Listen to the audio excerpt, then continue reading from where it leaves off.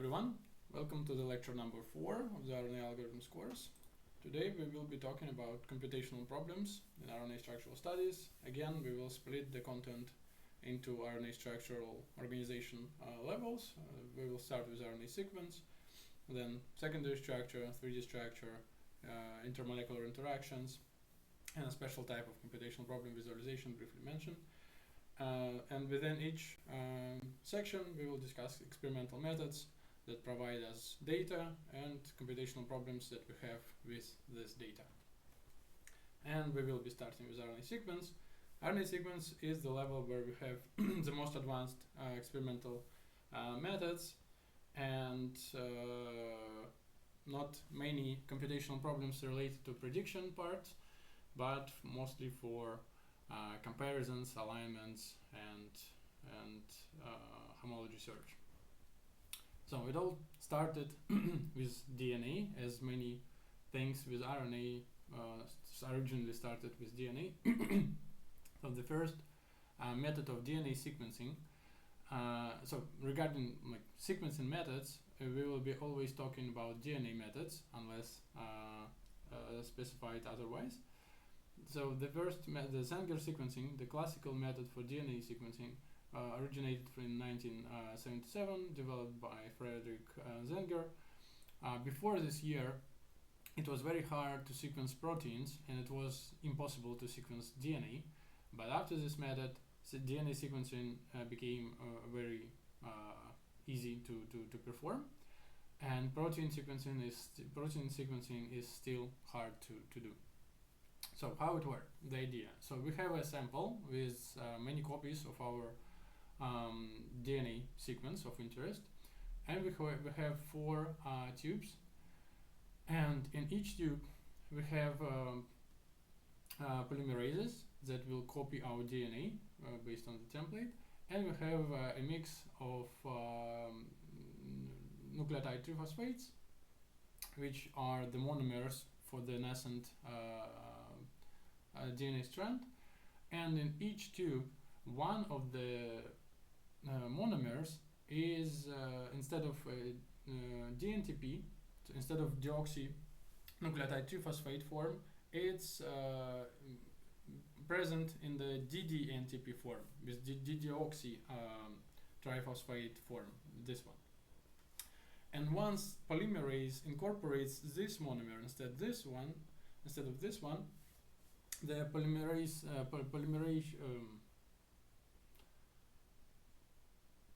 the replication reaction stops. And therefore, in each tube we have several reads, and in each tube the reads stop in different letters.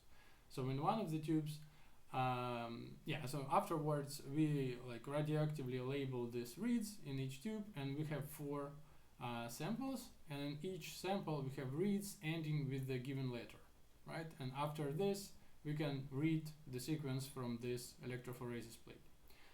No, that's the idea. Now modern methods use, instead of radioactive labeling, use fluorescent labeling, and this allows us to perform everything in a single tube. So now we don't need 4 tubes because we can fluorescently label different NTPs with different labels, and we will see different letters in different colors, and we can get this spectrum of peaks in a chromatogram. So this was the original idea with 4 tubes, and this is the modern version. Now this is in vitro method. It's low scale, so we cannot perform sequencing in this regard for the entire content of a cell, but it's highly accurate. So it's 0.01% error rate, and it's still used when you need high quality sequencing of specific strands. But of course it's not high throughput method, but it's very, very accurate. So that was the start. Now we have the era of the next generation sequencing, or NGS for short. This is a high throughput method for DNA sequencing, and the idea is like this. So we have nucleic acid fragments we attach specific primers, these gray ones and black ones, and we have complementary sequences for those primers attached to a flow cell. So the our fragments with primers bind to these complementary primers attached to the flow cell. Then the second ends also find the complementary primers and bind to them. Then we run PCR extension, so polymerase chain reaction, which is basically means that we copy each DNA, and then each of these new DNA strands is attached to a flow cell only by one end. So it's again dissociate by one end as the original ones, and that's why this way we multiply the number of copies of each read by many times. So now we have clusters of the identical reads, potentially with different primers, of course, in different sections of the flow cell. And then we run polymerase reaction, but we again run it with fluorescently labeled monomers. So many copies of a polymerase run through this DNA, build a new DNA, and each time a new monomer is incorporated simultaneously in all these copies, we get a fluorescent signal of a specific color. And based on the color, we identify a letter of this monomer, right? So on a single flow cell, we can read many different clusters, which correspond to different reads. And the problem here is that we're limited with short reads, because after some length, the polymerases that run on many copies of a single read start to unsynchronize, so run with a bit different rates. So then the signal starts to get noisy. So we are limited only for like 200 letters or so. So this is the working horse, or the current working horse of the modern bioinformatics. It's high throughput method, so we can read a lot of reads through a single experiment. It's less accurate than Sanger sequencing, so just 100 error rate. So 1 error in 100 residues. And yeah, and we are limited to short reads, which is a strong limitation. So what computational problems we have having this sequencing methods? So since we're limited to short reads, we need to somehow know how to assemble full genomes from these reads, right? So the problem is that we get these short reads, and they are of course shuffled. We don't know their order. So somehow, based on their overlapping, we need to merge them into contigs, which are like long fragments of merged reads. Then again, the ordering of this contigs is unknown. So we have, like in this example, 4 contigs, but we don't know which of them is the first one and which of them is the last one. Then we fill gaps. We need to fill gaps between them to get scaffolds, and scaffolds are already like on a scale of a chromosome. And then we should build full chromosomes from several scaffolds. So currently, the main computational algorithm for this is finding Eulerian paths in a de Bruijn graph. What this means? So when we have a read, we break all the reads into k-mers. So in this example, k-mer is a 4-mer. So we break every read into subfragments of 4 letters, like in this manner. So with a single nucleotide shift. And then we could build a Hamiltonian, we could build a de Bruijn graph where these k-mers would serve as nodes. And then to identify the full path in this graph, we will need to find a Hamiltonian path that traverses all the nodes. And this is NP problem, not polynomial problem,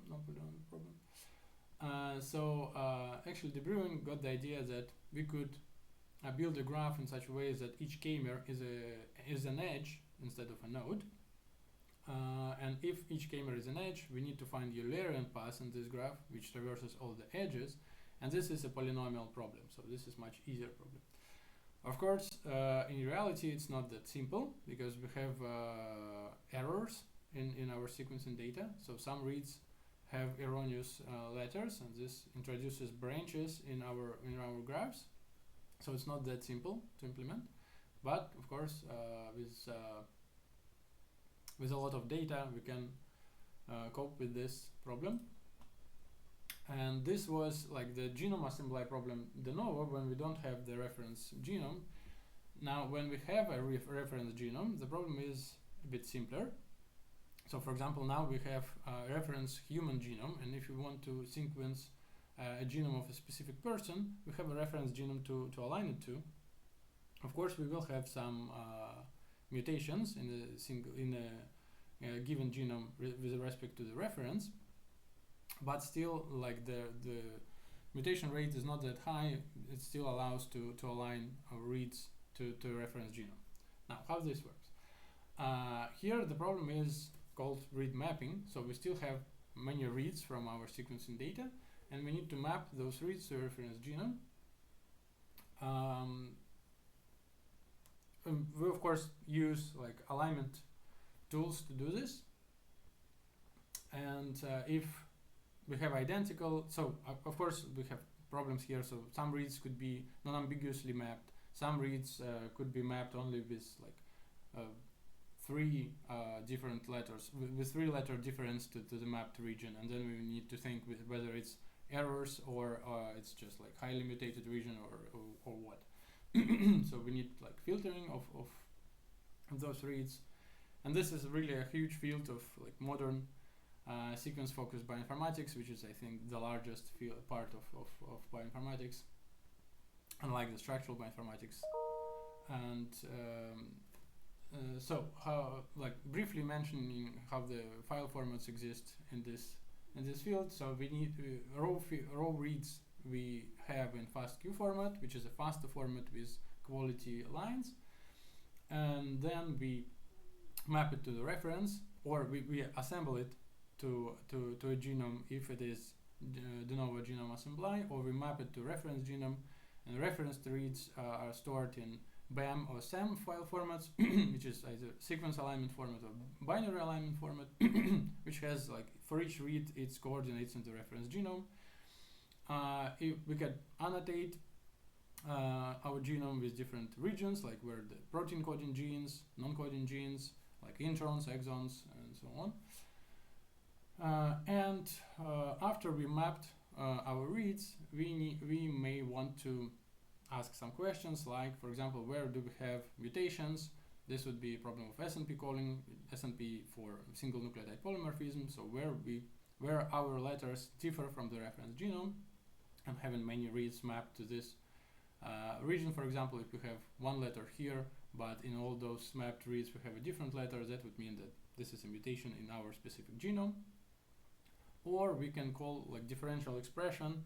So based on how many reads we get for a single gene, we can understand like how highly expressed this gene is in the given settings. And so this like SNP is called from mapped reads stored in the VCF files. And for differential expressions, we build those plots. So this is a huge field. We will not discuss it, so just briefly mention what problems we have with RNA sequences, and we will move next to RNA structure. But before that, we have next generation sequencing, which is nanopore sequencing. This is a single molecule sequencing approach, where we have a membrane and we have a pore in a membrane, and we drag a single molecule through this membrane, and by measuring the electric current in this pore, and by measuring like how the dragged monomers affect this electric current, we get this plot of peaks. And by having like reference sequences and many copies of the same molecule and many spectrums for the same molecule, we can call like what peaks correspond to what letters. So this is so the current modern nanopore devices look like this. So it's of a size of a flash drive, of a pen drive. It's not limited to short reads, so we can read long sequences. but it's even less accurate, especially for RNA. So this is applicable to RNA as well, not only DNA, but for RNA it's even less accurate than for DNA. And one of the greatest computational challenges in this sequencing is actually to call letters from the peaks. And the problem is that the rate, like the speed with which the different monomers go through this membrane differs, and this means we don't have a regular grid on this plot, and some letters like stand further from each other, some clump like form clusters when they drag quickly through the membrane. So we need actually to be able to call the bases in these graphs, and after we call the bases we need to align them to the reference. And when we have many spectrums of a single molecule, we have for each position we have distribution of the values, and by comparing these distributions we can call like whether this position is mutated with respect to the reference, or if it's modified. So this sequencing can be applied to calling RNA modifications. When we drag like RNA sequence, it may be modified, so it may incorporate modified residues, which is often the case with RNA. And unlike with the classical NGS methods, where we reverse transcribe RNA to DNA, we lose all the modification informations, well, to some extent. Here we can directly read RNA modifications, but it's still very hard because we don't have many reference data. So this is a hot field with like hard computational challenges. And yeah, so briefly mentioned, we have two like settings for direct RNA sequencing in this method.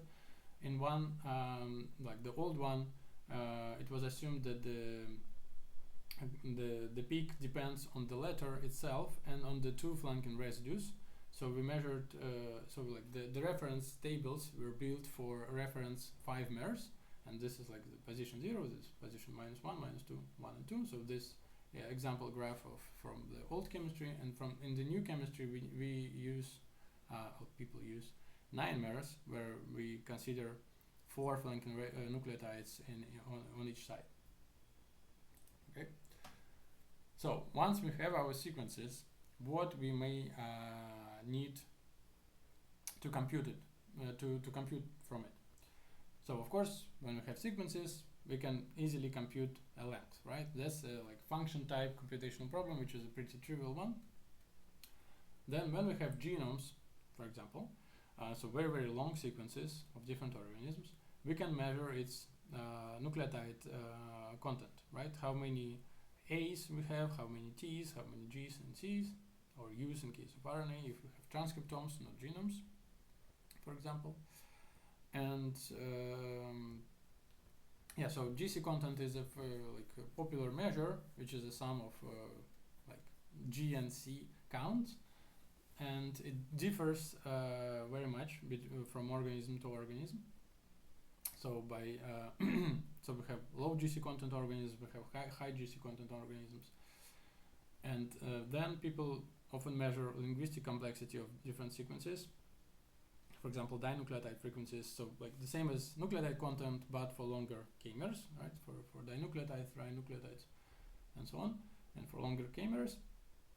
So it's important, for example, in RNA, when we need some like randomized background data, people tend to like shuffle the sequences, but it was shown that actually to preserve like the features of the RNA sequence, we need to shuffle dinucleotides, because when we predict secondary structure based on free energy, it's actually pairs of base pairs which contribute, which make contributions to the free energy. So it's important, the content of dinucleotides is more important than the content of nucleotides. And when you shuffle single nucleotides, you can break something that you will preserve when you will be shuffling dinucleotides only. And yeah, higher linguistic complexity also calculated. So you can store, for some like lookup tables for the sequence searches, you can store like the counts of k-mers for each sequence that you will be using for following tasks. And here in curly braces, Shannon entropy, which you can calculate from sequence only, but it's a measure of like how this RNA sequence tends to fold into a single stable secondary structure. So if we have low Shannon entropy, then it means we have the sequence tends to form a single stable well-defined RNA secondary structure. If the entropy is high, then it may not have a well-defined structure, or it may have many alternative conformations. So I put it here because it's still calculated from single sequence input and nothing more, but it's related to secondary structure still. And these are like what separated as a sequence assessment. So when our input is only our sequence and not anything else. So once we have something more, not just the sequence, but some databases of arbitrary knowledge, for example, known sequence motifs, then we can annotate this sequence with the known motifs, and this would be sequence annotation class of computational problems, right? We have a sequence and we have database of known motifs, and we want to find the instances of these motifs in this sequence. So examples like cleavage sites. So some enzymes that cleave RNA and DNA sequences have like specific recognition patterns. So by identifying cleavage sites, we will get the idea where exactly these enzymes will cleave our sequence. Or Scheindal-Gardner sequence, which is a sequence in prokaryotes which is recognized by ribosomal RNAs to initiate translation of protein coding genes. So this is the Scheindal-Gardner sequence, and this is its reverse complementary sequence from ribosomal RNAs that recognizes it and forms canonical base pairs with it. Again, so by identifying these sequences, we can get the idea where the start codon is located. Or we can have protein binding motifs, as this UA1 binding sequence AUUGCAC, for example, which is a part of a hairpin of a U1 small non-coding RNA, which is a part of a spliceosome. But this sequence can be part of an internal loop, and not only a hairpin, and still, so its sequence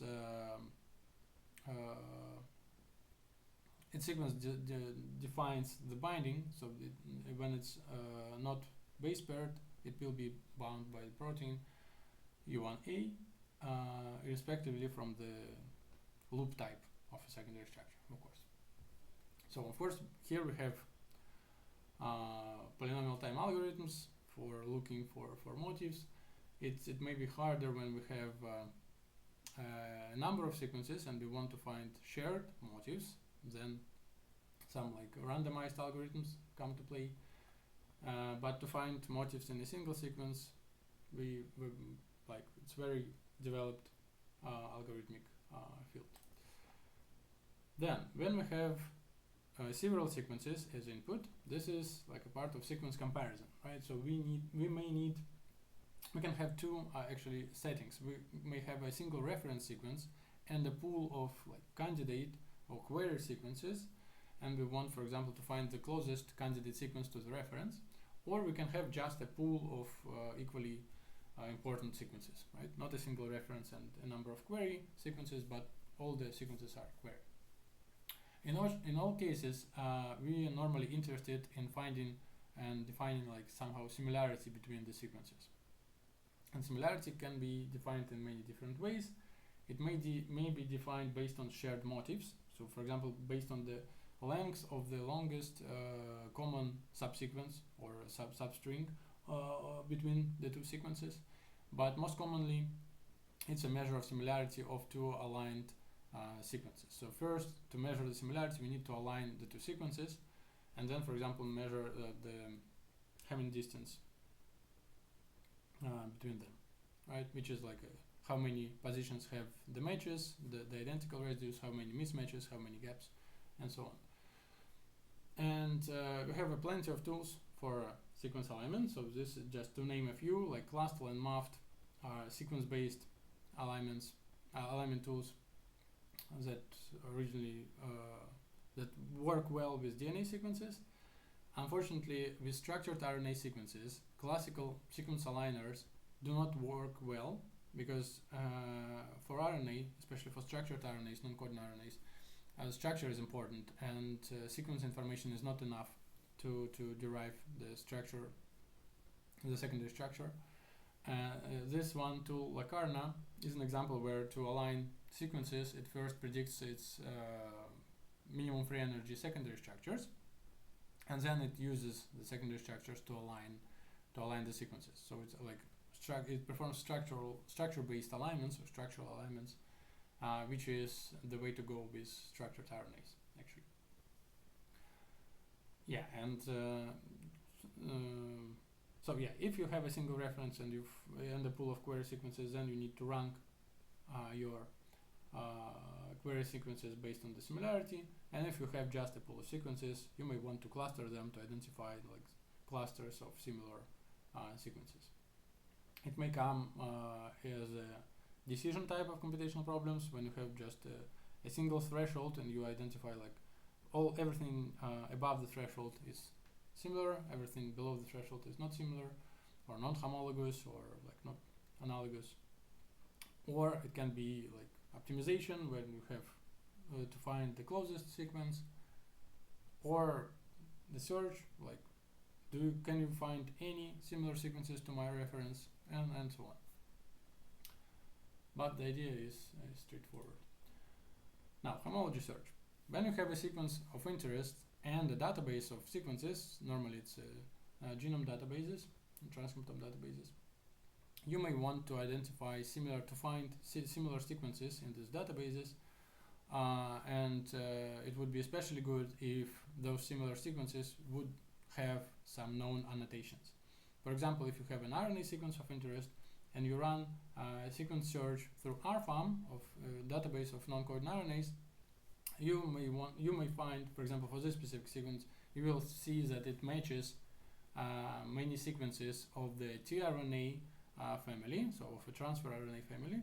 And that will get you the knowledge that this sequence is actually a tRNA itself, and the known annotations of secondary structure for transfer RNAs in this database will tell you that the secondary structure of this RNA is like this and like this, so based on the structure annotation of RFAM, right?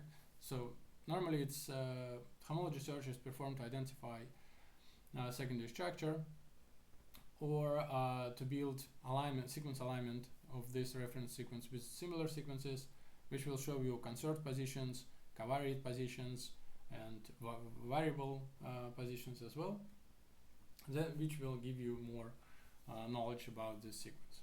Now here I showed like RFAM and Infernal. So RFAM is the most popular database of non-coding RNAs, where each family is represented with a sequence alignment and consensus secondary structure. And the search through RFAM is performed, so the search engine is powered by Infernal tool, which transforms sequence alignments into covariance models, and then it just performs a search of all the covariance models of RFAM against your sequence. So it searches not only based on the sequence, but it searches based on the structure as well, on the secondary structure. And this is very important for RNA, again, because like homology search based on sequences only is not enough to identify remote homologs. So in RNA we have a large twilight zone where the sequence similarity is not enough to conclude similarity and conclude homology, and structure similarity is way more important. And there is like a reverse problem when you don't have a single sequence of interest, but you have a large genome and you want to annotate you want to annotate known RNA genes in the genome, or you want to predict new RNA genes. Of course, annotate known RNA genes is much easier, and it's again performed using like RFAM and Inferno normally, apart from sequence-based searches. Of course, if like sequence is very close to something known, then sequence searches is like the first level of search that you should run, because structure-based searches take longer.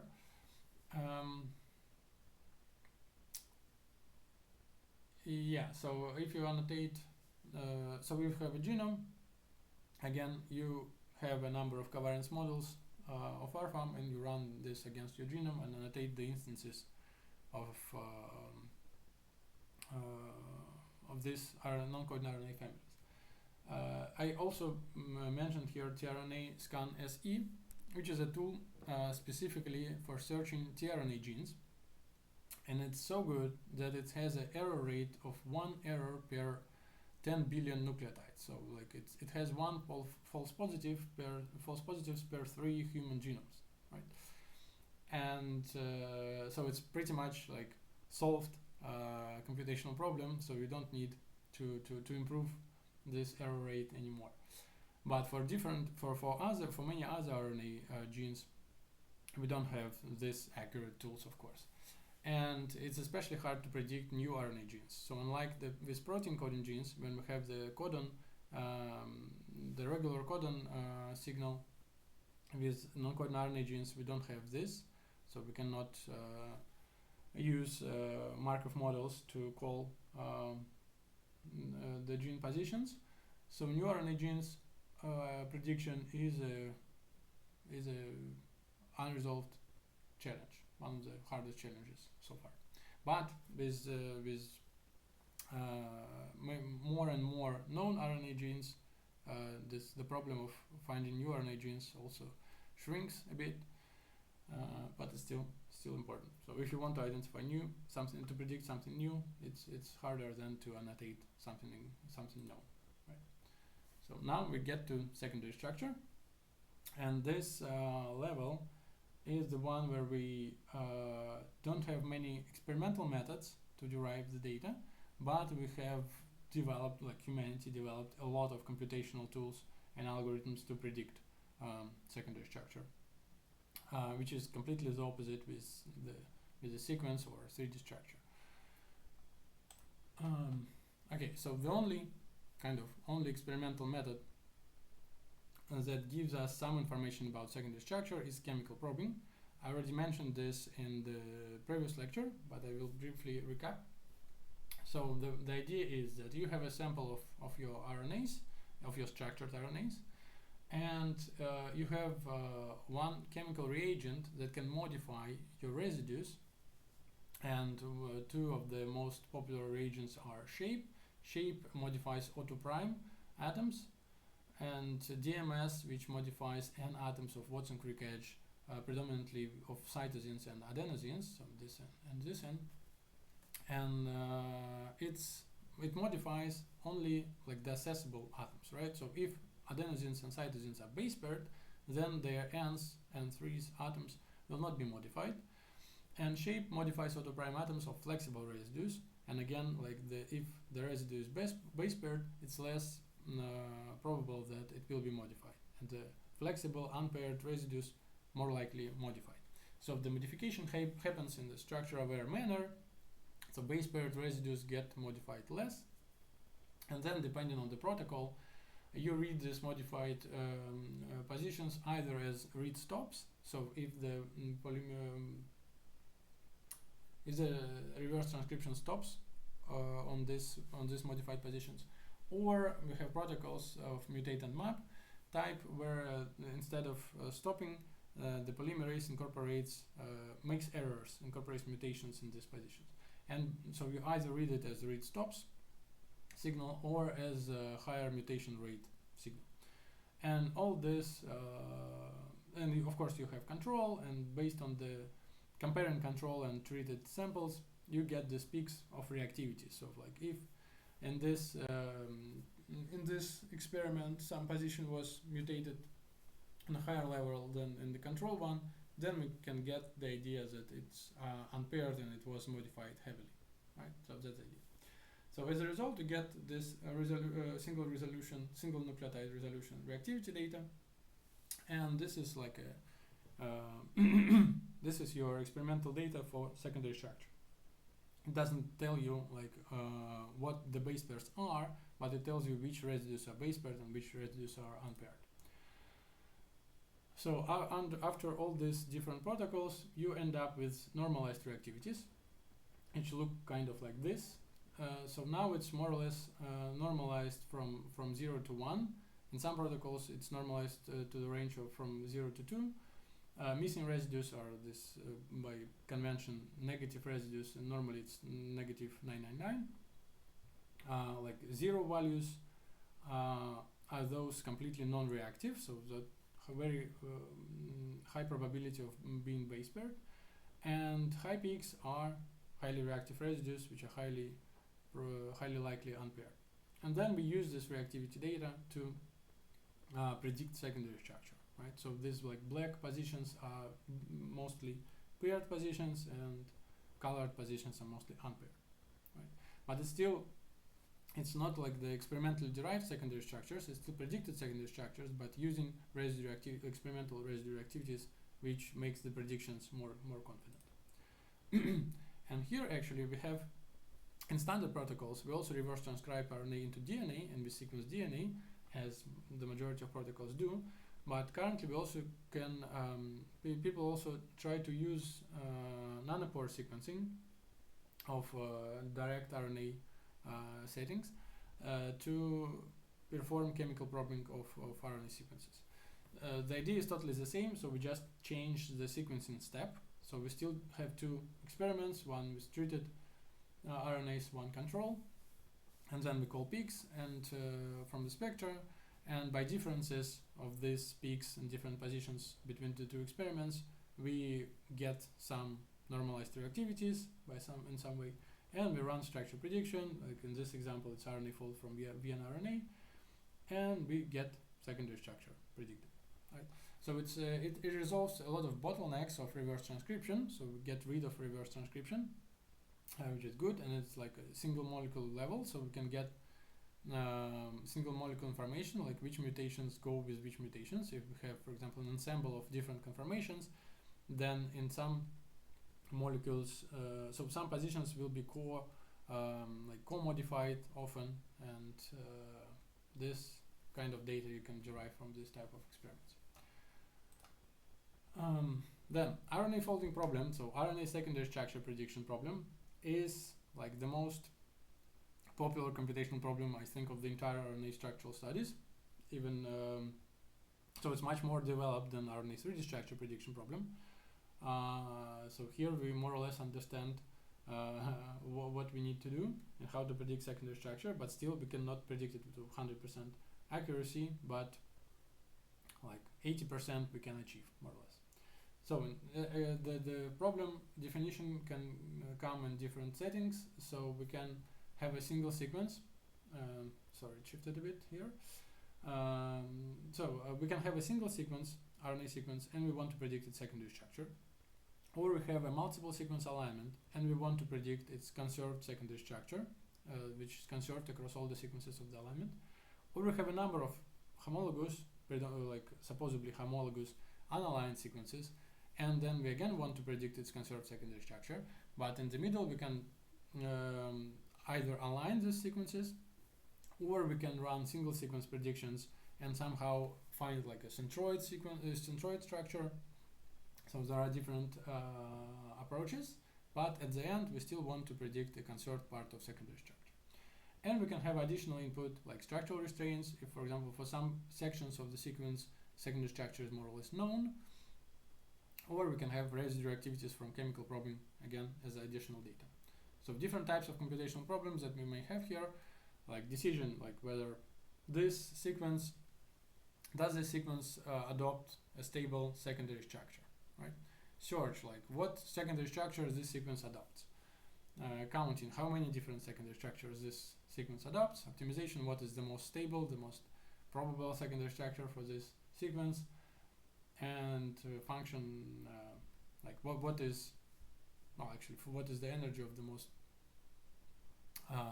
stable secondary structure, I don't know whether it will be a function type of computational problem, because we still need to predict the secondary structure. Right. So for the function we need probably to well, for function is actually Shannon entropy calculation is I assume the function. So for Shannon entropy we need to just to make computations. We don't need to run any predictions, right? Okay, that's RNA folding problem. RNA secondary structure assessment. So once you have your sequence or a multiple sequence alignment or a set of unaligned sequences and predicted secondary structure, which was predicted potentially with restraints or residue activities, you can then compute some values of this structure.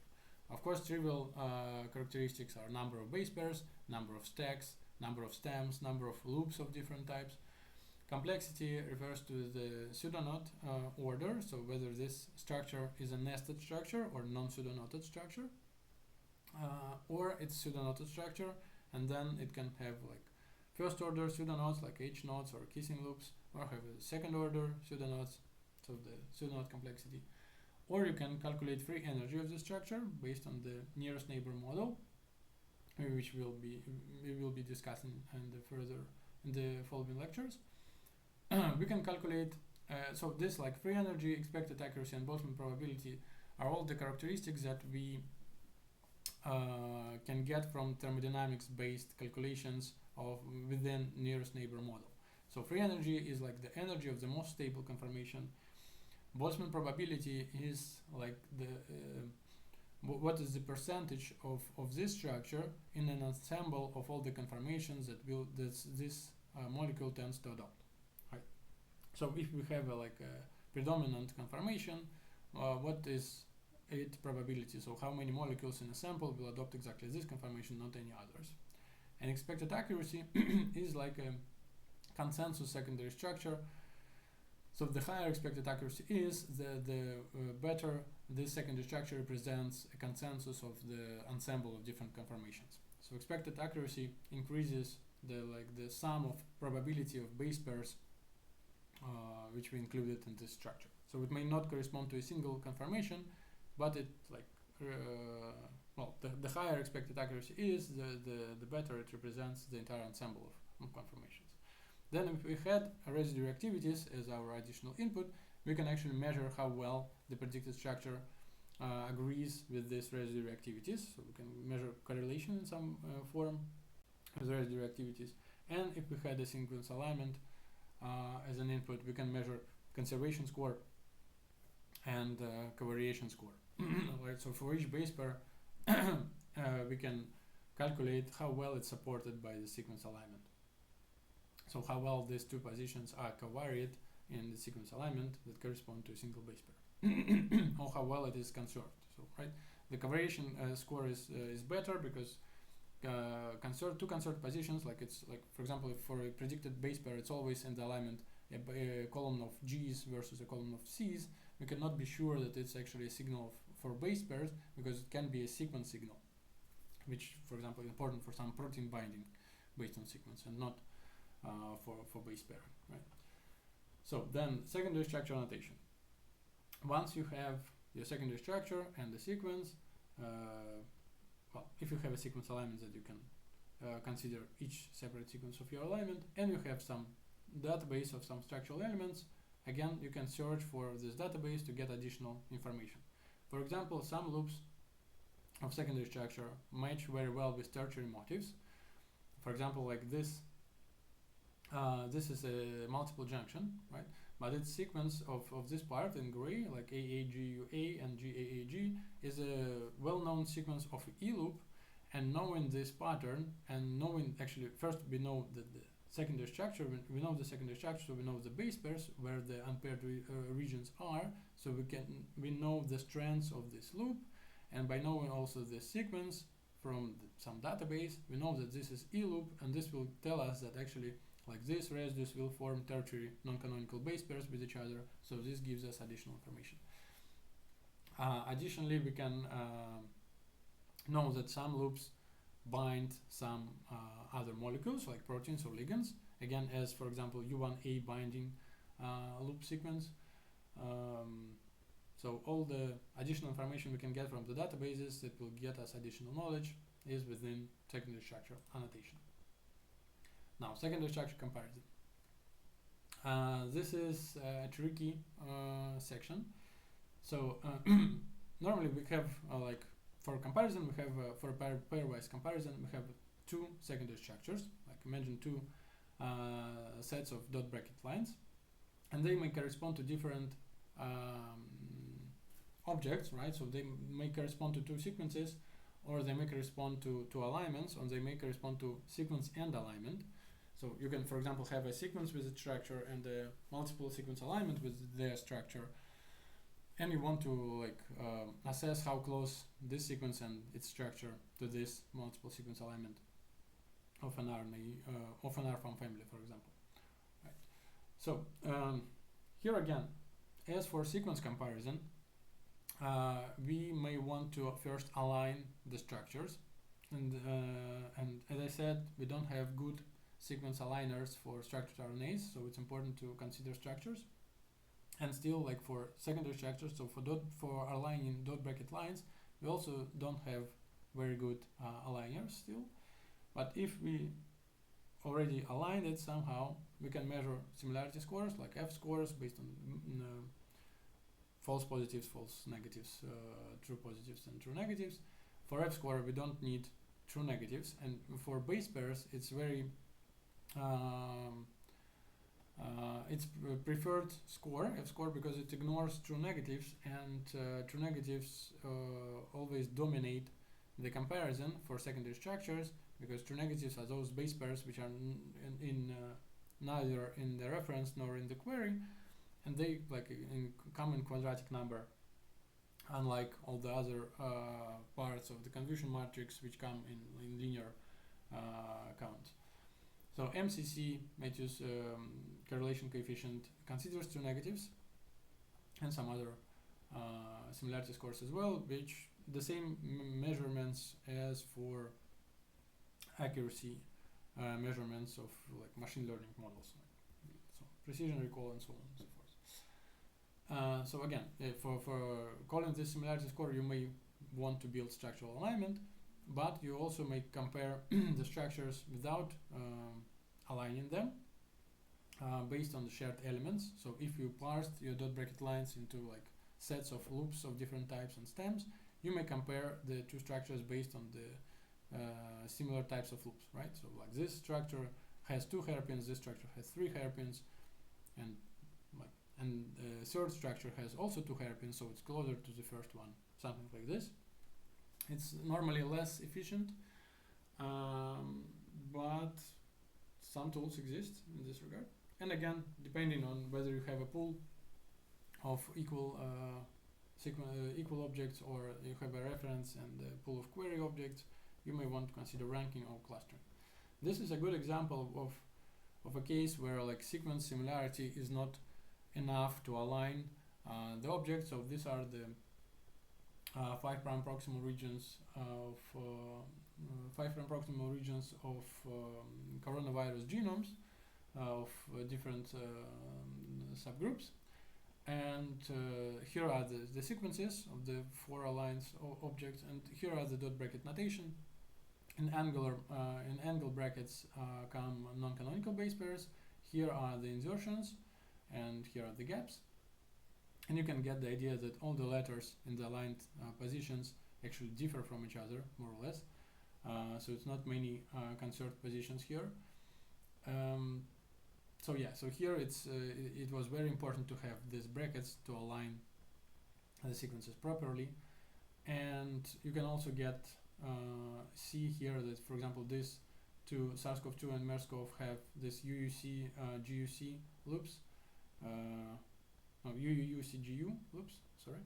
Yeah, here the third object has UUC CGU, so a closed loop, and here we have completely different loop. And here is another case where we have UUCGU and UUCGC, another closed object, but not identical. So you could compare, for example, the sequences by a number of instances of this UUCGU or closed loops, right? So then these 3 sequences would be closer to each other than the first one, right? And you could do it without any alignments. Okay. So structured RNA search. That relates to the RNA gene prediction. So when you have a genome, you may want to find like the sections of structured RNAs. It's not exactly like a separate RNA genes, not necessarily a separate RNA gene.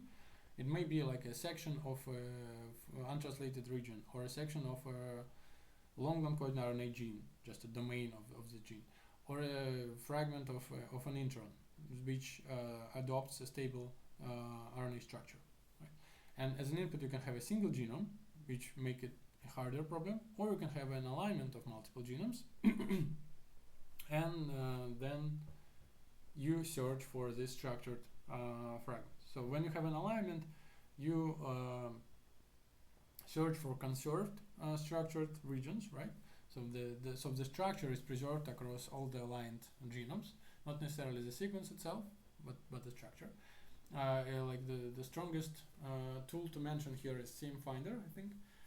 So it's based on covariance models, which are in turn based on stochastic context-free grammars, which is like the computational approach we will discuss briefly on the next lecture, I think, or the lecture after the next, so either the 5th or the 6th. So SimFinder identifies like covariance models of this aligned conserved structured regions, and actually in RFAM more than 500 non-coding RNA families were the automated search results of SimFinder. If you have just a single genome, then there is an approach of finding low shape, low Shannon regions, which are assumed to be structured RNA regions. What it means? So low shape means that like in this region you have on average low reactivities from chemical probing, and low Shannon means that like in this region you have low Shannon entropy. So Shannon entropy tells you that this sequence is tends to form a single structure, and low shape means that it's highly structured structure, right? So it's a single conformation and it's highly structured.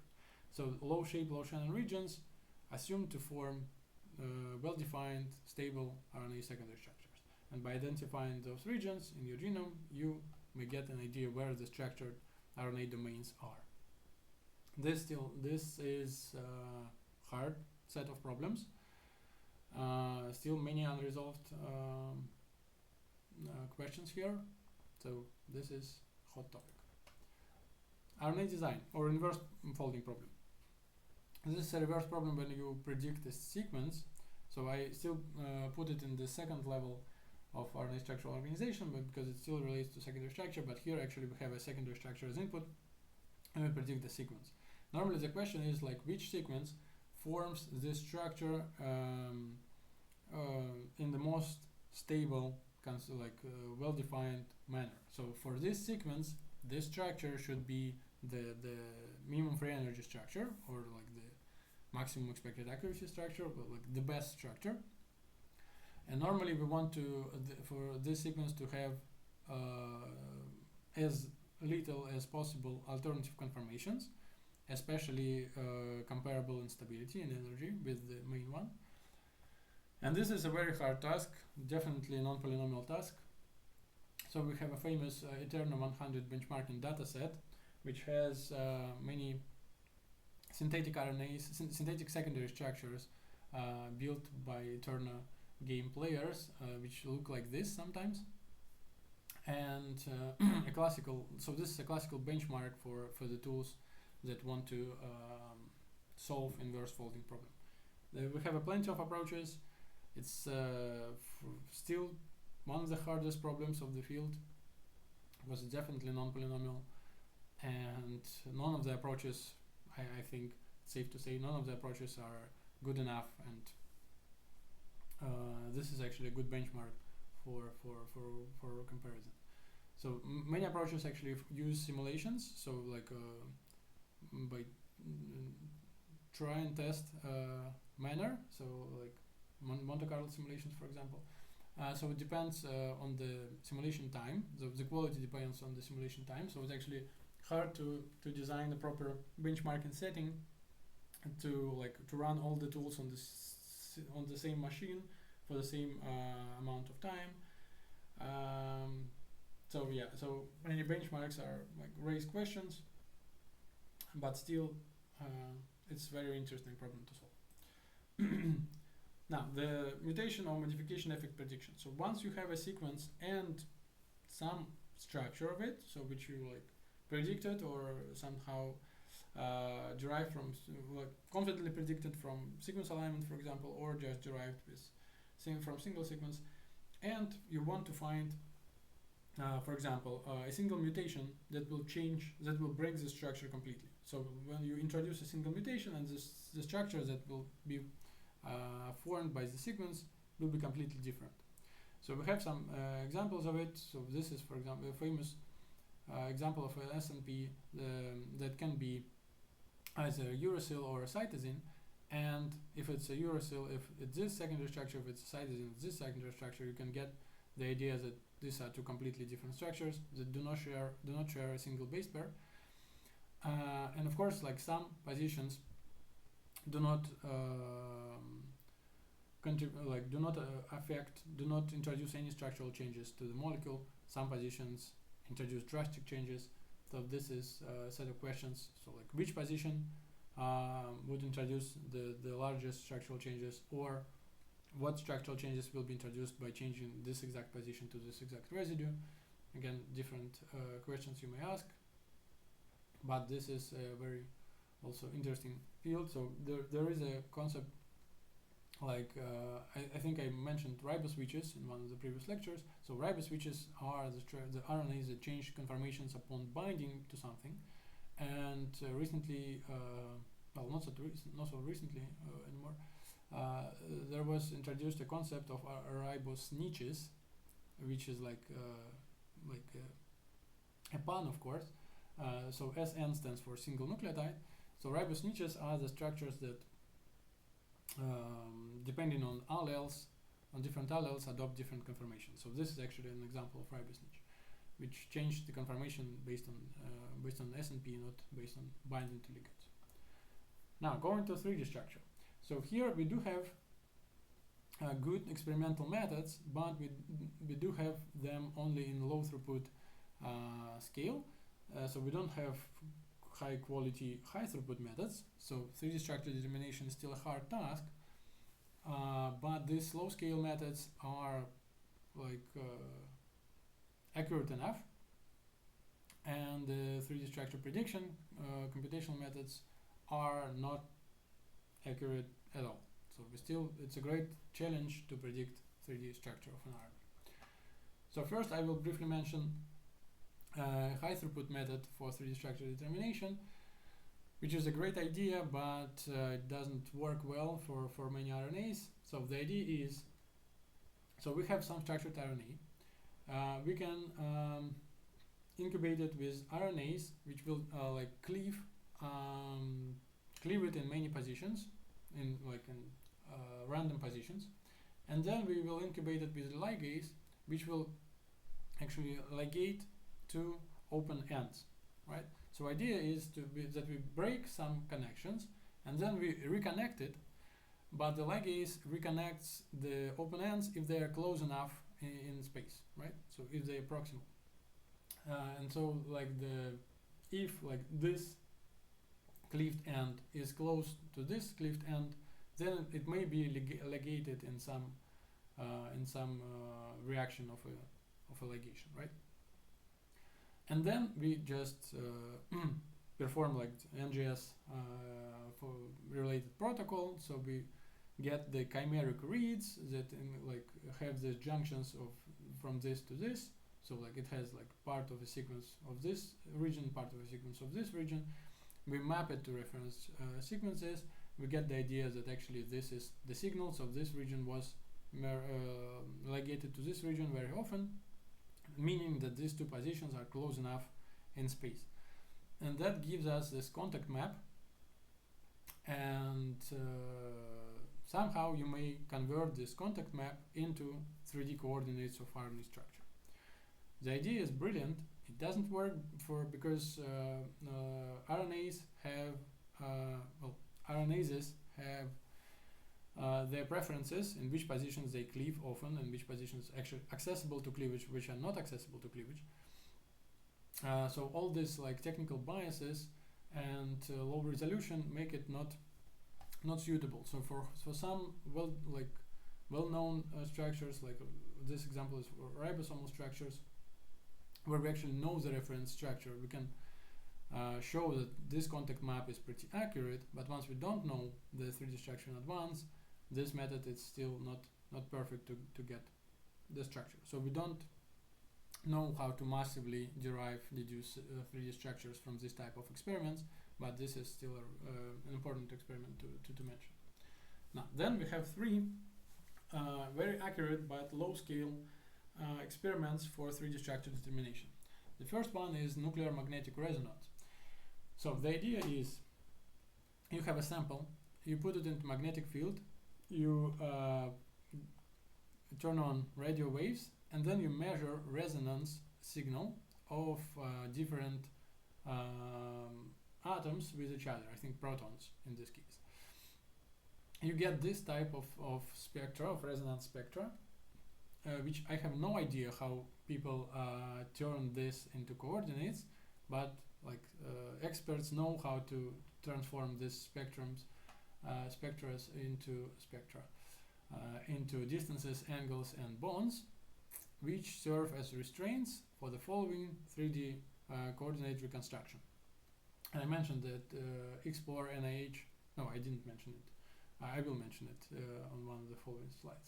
The tools that people use for this problem. So once you have the spectra, you can build, get restraints, and you can build 3D coordinates.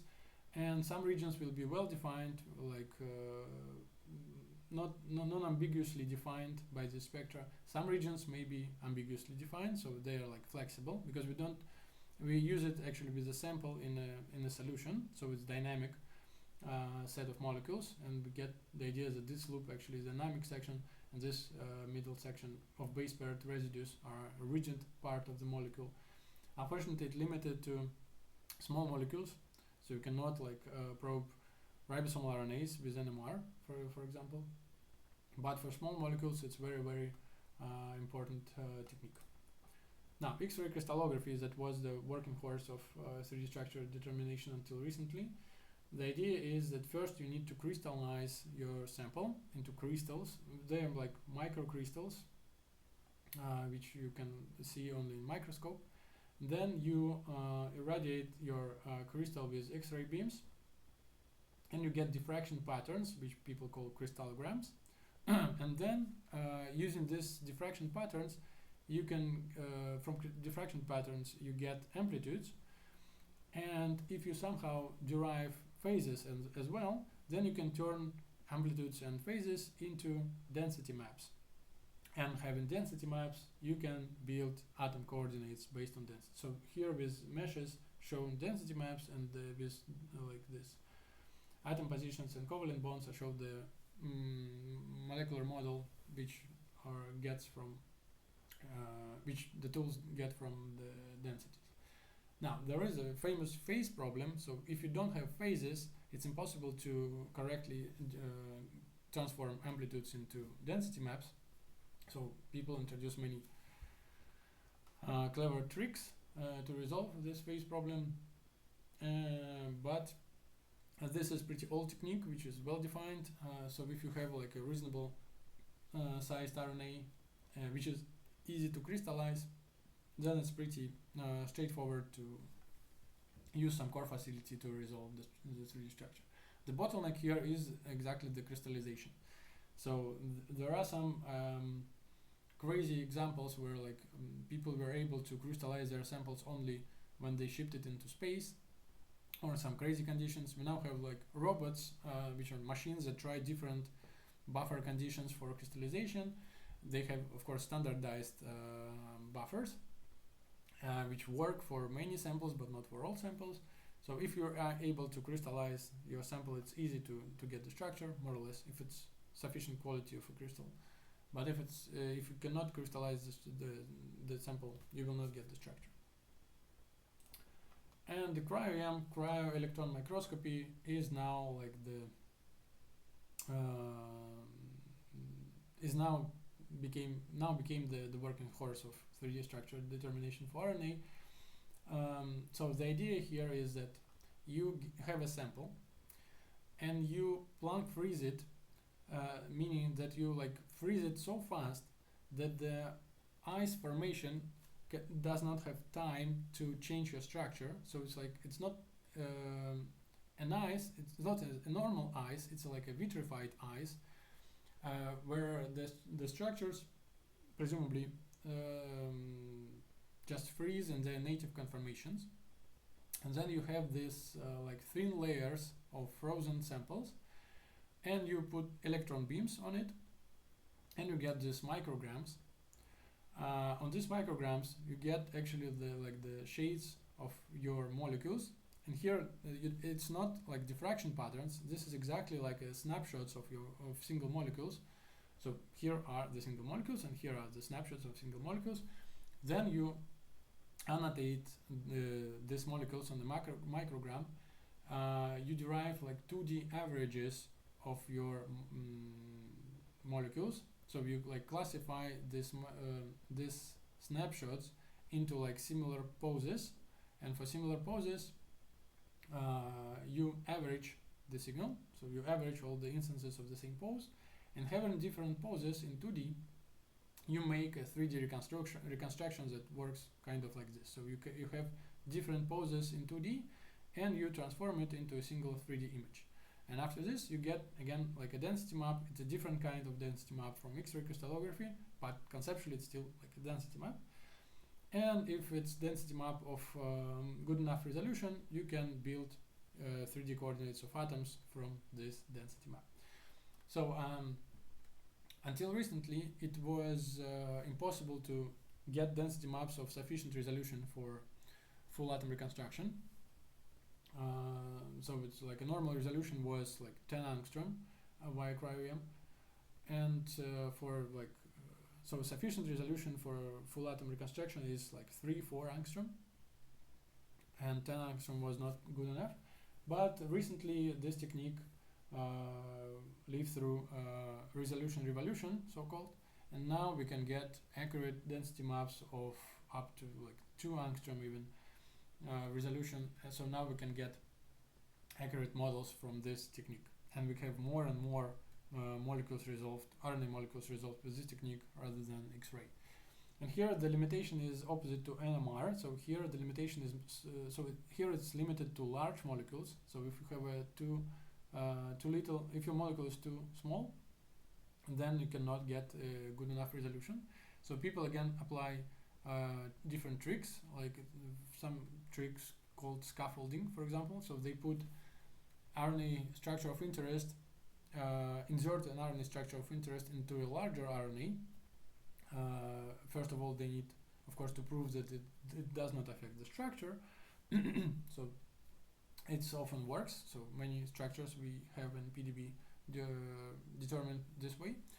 Another trick is to resolve RNA protein complexes, so to have proteins to stabilize RNA structure and to increase like the weight of the molecule. So everything helps like this.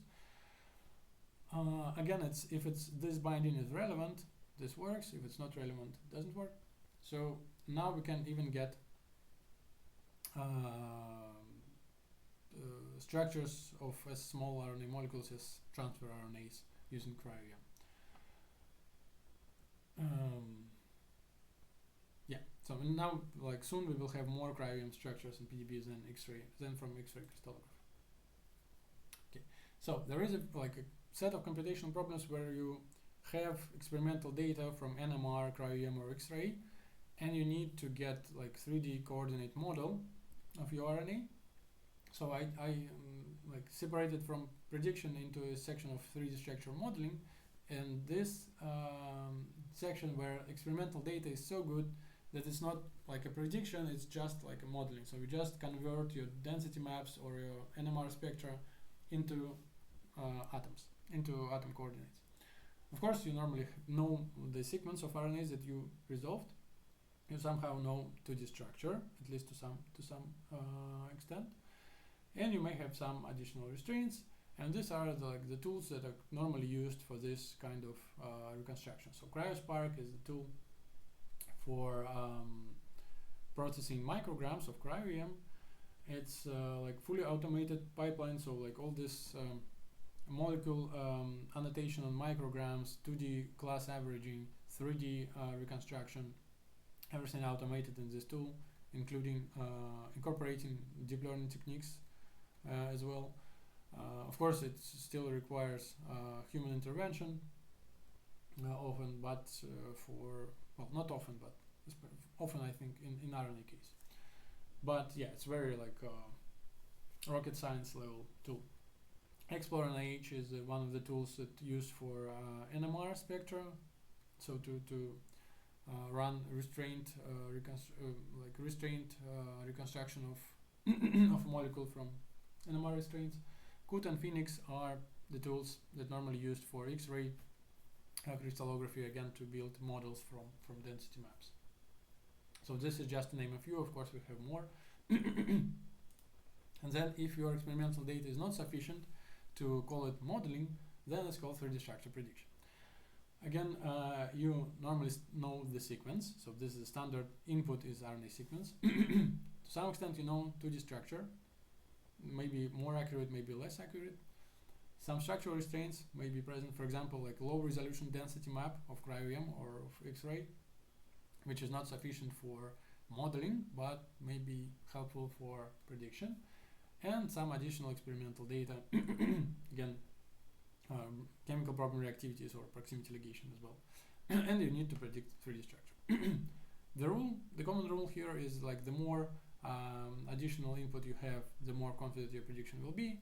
From single sequence, we do not know how to accurately predict 3D structure, unfortunately. We have multiple tools of different kinds. So we have deep learning tools like deep fold RNA, AlphaFold 3. So this is just like a figure from one of the recent papers. So it's not a comprehensive list of tools, but just some examples. So deep learning, deep fold RNA, AlphaFold 3, template based, when you search like for different templates in the database and predict based on the templates, VFold2 and FarFar2 of this kind. Simulation type based of Monte Carlo simulations like SimRNA and BRIC. We also have like molecular dynamics based simulations like RNA-JP, which is not here, and RawFold, I think also deep learning one, but none of them are good enough. And the common rule is if you have a closed template in the database, then you're lucky. If you don't have a closed template in the database, then you're not lucky. And of course, like if you have a simple RNA sequence, a short RNA sequence of a trivial RNA secondary structure, then it will be more accurate than for longer RNAs with more complex secondary structures. Once you have 3D structure, you may, of course, compute some values for it. Trivial, not trivial, but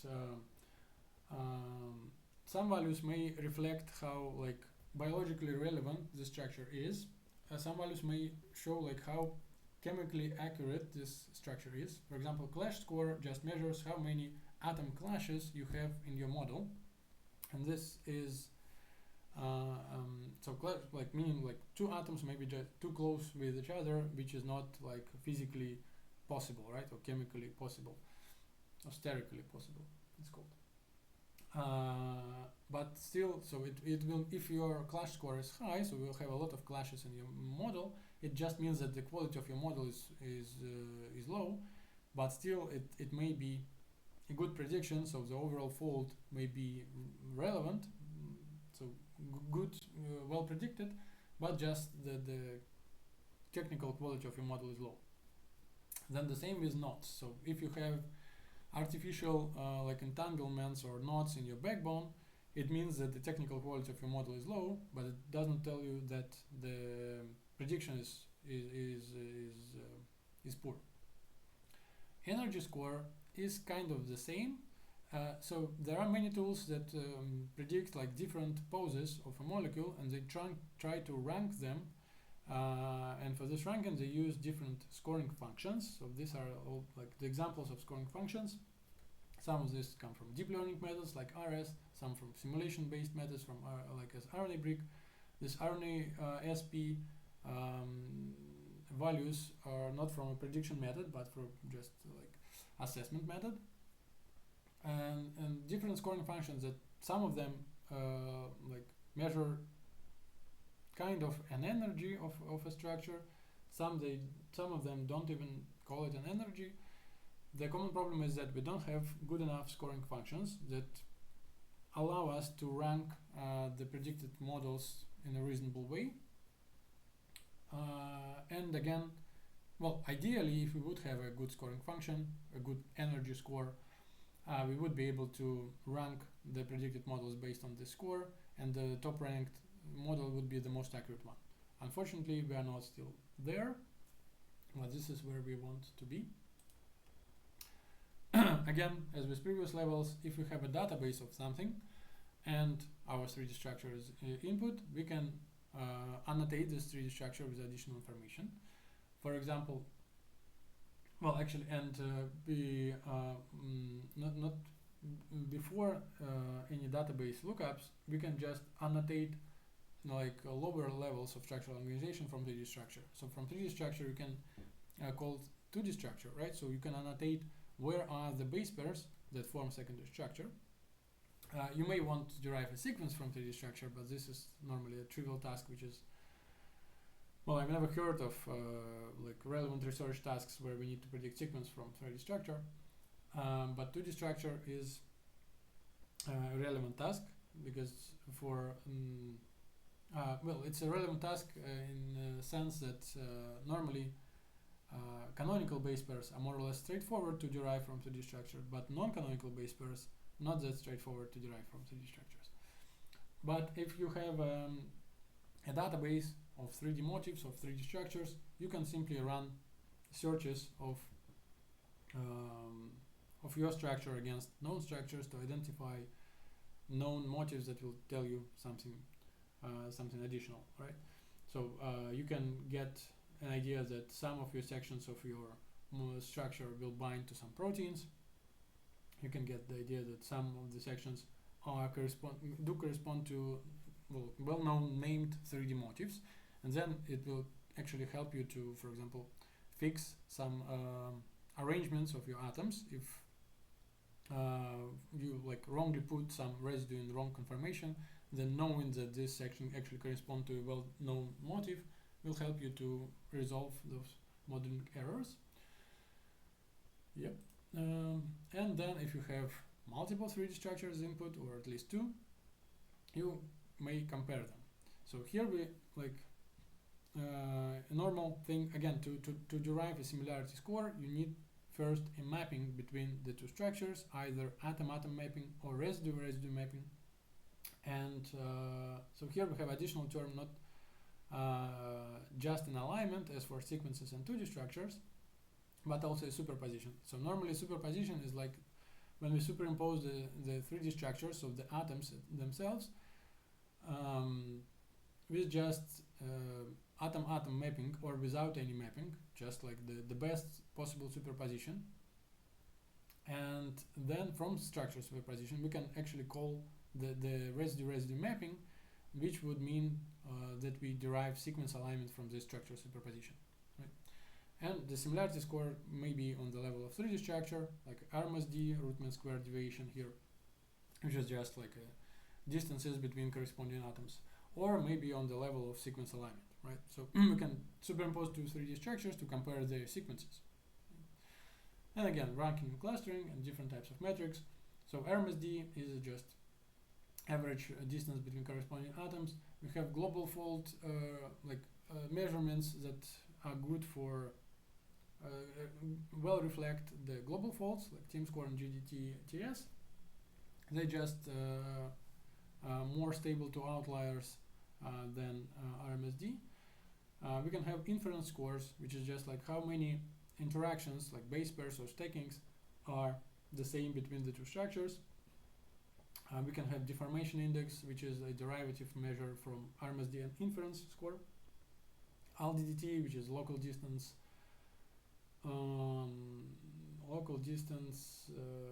difference test, which kind of an inference, so like, but measures local distances independently from interaction types, which is just like how many local atom distances are preserved across the two structures, between the two structures. And of course, often we have a single reference native structure in the set of predicted models. Then we need to rank the models. Or we have just a pool of predicted models when we don't know the native structures. Then we want to cluster, for example, the predicted models to derive centroids and like submit like 5 centroids to the CASP prediction experiment, for example, or RNA puzzles prediction experiment. So yep. Now RNA interactions. So on top of 3D structures, there are many experimental methods that measure RNA interactions without any structural information sometimes. So for some RNAs, we may know like some functional information on interactions without or with 3D structure information as well.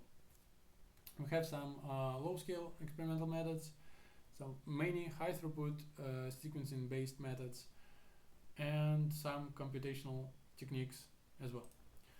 So we will not cover these techniques much in the course. I will just briefly mention the existence. So CELEX is an experimental technique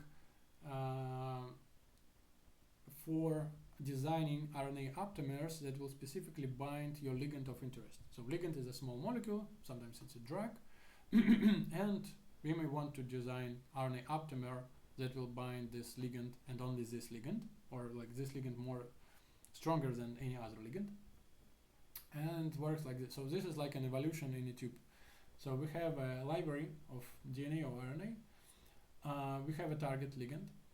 We like mix them together, and then we somehow precipitate only bound RNAs. So only RNAs that bind this ligand, at least with some affinity. We filter out non-bound sequences. Then we purify the sequences. We amplify them via PCR reaction. PCR reaction introduces mutations. So this is like our mutation incorporation step. We have a new library of like new sequences, right? Derived sequences, mutated sequences, and we repeat these cycles. And after like 5 to 15 cycles, we may have a very strong binder to this ligand. Sometimes it works, sometimes we are like biased to some like trivial and undesired structures. There are many complications, of course, but if you're lucky, we get an RNA aptamer that specifically binds our ligand of interest. Very like strong technique, less popular recently, but like kind of 9 to 10 years before it was very, very popular. But it's still popular technique. Okay, so then EMCA. So when you have an RNA of interest and you suspect that it binds some molecule, some protein or ligand or something else. Well, I think it works with proteins. Yeah, this one will not work with ligands because ligands are small molecules. This EMCA is electrophoretic mobility shift assay. It works like this. So we have so this is an example of figure for DNA, but for RNA it works the same way. You have labeled RNA of interest. You put it in a sample with your protein of interest, and then you have electrophoresis assay, where you will see your free labeled RNA, and if it binds to proteins, you will see a shifted how it's called, line, or I will call it line. I forgot the word for it. Biologist will kill me for this. Band. You will see a second band if your protein binds to labeled DNA. If many copies of your proteins bind to a single copy of DNA, you will see more bands here. So the idea is that if you see a single band, then it doesn't bind to the protein. If you have at least 2 bands, it does bind to a protein. Right. So this is low scale in vitro technique. Another low-scale in vitro technique is fluorescence polarization technique, which is based on the idea that if you have a fluorescent label on your RNA of interest, then the more flexible the molecule is, so this unbound RNA, isolated RNA with the label, it's flexible, so it has low fluorescent signal. If it's rigid, so it's bound to something which increases the rigidity, so it's stable, less flexible, then it results in the higher fluorescent signal. And then you may have this experiment. So like you have your RNA fluorescently labeled in a tube, you add with increasing concentration the protein of interest, and if you see an increase in the signal, it means it binds to your protein. Then you can dilute it with unlabeled RNA, and your signal reduces because unlabeled RNA competes with labeled RNA for protein binding. And in this example, we also have like a small molecule inhibitor that binds this protein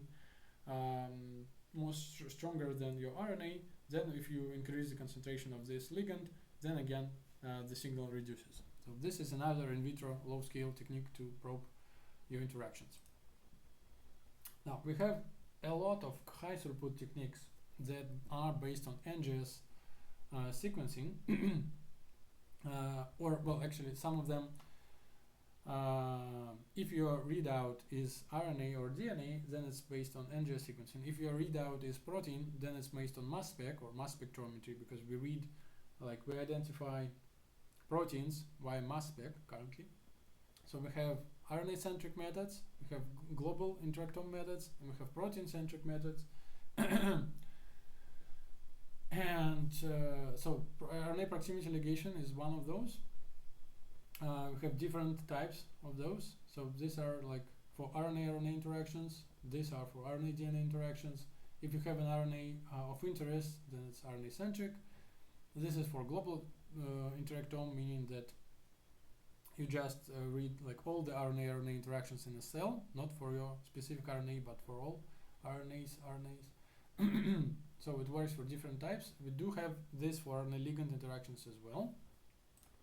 And one specific technique I want to mention is a protein-centric technique, actually, which when you have a protein of interest, then you may run a CLIP-seq, or we have different types of CLIP protocols. So here is the list of different types. But the main idea is that you have a protein of interest, you cross-link this protein of interest with RNA that it binds to. So it sits on an RNA, and when you either cross-link it with a light, ultraviolet light, or with some chemical reagent, cross-linking reagent, then they are covalently bonded, your RNA and your protein.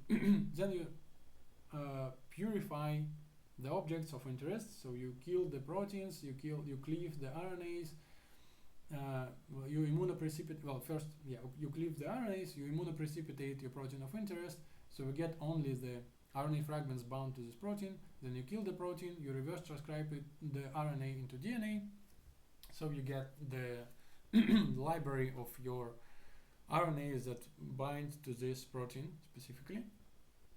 And this actually get you this data in the form of motifs. So these are like the recognition patterns desirable by this specific protein, right? So for each like RNA binding protein, we may have this information, this like motifs that it tends to bind. That will get us, may get us the idea, like then we may predict these motifs for our RNA sequence of interest, right? So the general types of computational problems when you want to predict interactions of RNA with something, here on an example of RNA protein interactions, it may start with an RNA, whether you have an RNA sequence or an RNA sequence and secondary structure, or an RNA 3D structure. You may want to predict the protein binding sites on this molecule, binding proteins that will bind to this molecule, or just the fact that whether it binds RNA, whether it binds some protein or not, just a binary prediction, right? You may do the same thing, but in the opposite direction, starting with protein sequence or structure. You may want to predict RNA binding sites, binding RNAs, or RNA binding per se. Or you may want to ask questions for a specific pair of RNA and the protein, right? Do they bind? How strong do they bind? how exactly they bind. Now, the field of protein input is much more developed. So when we have RNA input, as this is poorly developed section, for RNA, like RNA and protein is something like in the middle, I would say. So yeah, so still RNA-centric computational predictions are far less advanced than the other types. And of course, like we do have docking types of computational experiments where we have two structures normally, or we have one structure and a pool of structures. For example, if we have an RNA and a protein, we may just dock two structures to each other and to somehow measure how well do they bind, or like whether do they bind at all or not, right? So we consider rigid docking, where we don't change the conformations. We have just two fixed rigid molecules and we try to dock them. It can be flexible docking, which is much harder to perform when we can adjust the conformation of one of the molecules. And since biologically relevant interactions may come in like these three types, so one of them is when we have two preformed conformations which dock exactly as they exist in acylated way. In acylated forms, we have moderate changes when upon binding the conformations change to some extent, or at least some of the, so at least the protein changes or an RNA changes. Then we have a different case when we have large conformational changes upon binding. Again, of course, like the less the conformational changes, the easier for docking technique to predict it. And common usage of docking is to perform virtual screening when you have a molecule of interest and you have a library of ligands or proteins or like a pool of candidate structures, and you run docking to identify like what to actually like predict like the binding energy, the binding affinity or strength, or binary prediction whether it binds or not. So we want to predict binders against non-binders. So virtual screening is well, highly inaccurate technique, but to serve as a like preliminary step for following experiment confirmations, verifications, it's widely used, because even if you predict like top 100 ranked binders, if at least 5 of them will be true binders, it's still good enough for experimental verifications to be feasible, so to check 100 binders and not the entire billion of all possible ligands in the library. So this is the current level of development of this. And absolutely different kind of computational problems is visualization. So once you have, for example, RNA secondary structure, the 3D structure as well, the same thing. So you can plot secondary structure either as a graph or an arc diagram, and you need somehow to perform it, right? So you can draw a secondary structure as a plot in many different ways. These are the two ways from the RFVueJS tool, based on like two different algorithms, right? So we will not cover these types of problems in this course, but just know that they do exist. So this is all. Thank you. See you in the 5th lecture.